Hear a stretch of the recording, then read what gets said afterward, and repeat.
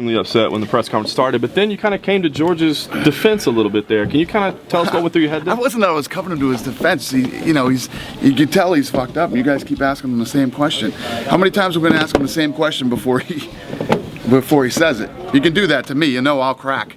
But...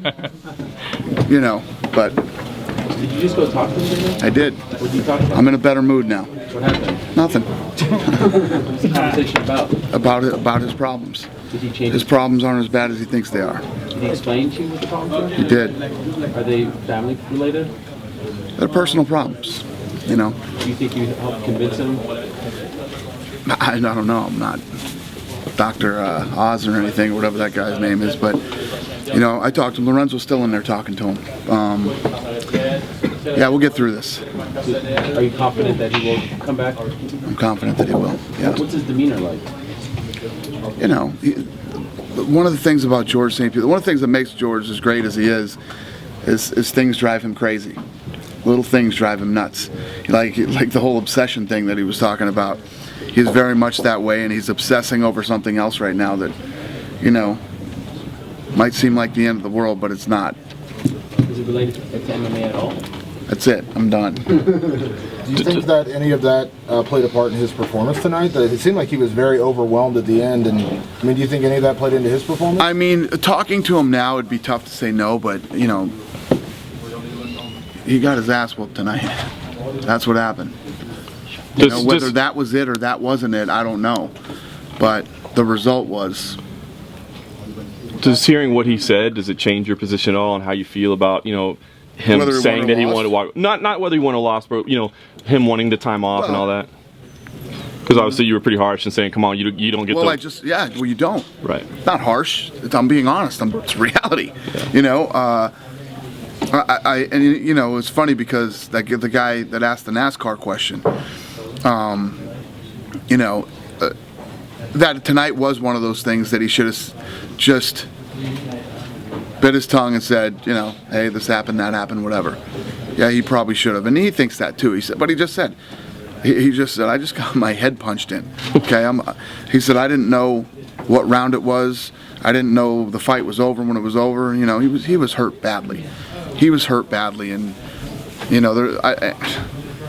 how anybody, Dave Meltzer, could score that fight that they think he won. That kid is hurt. He's hurt right now. His face is busted up. His head isn't right. He got beat up tonight. Did you feel like he got any better feel for the timetable he may be looking at for return? No. I think everything's going to be fine. I think everything's going to roll just like it always does.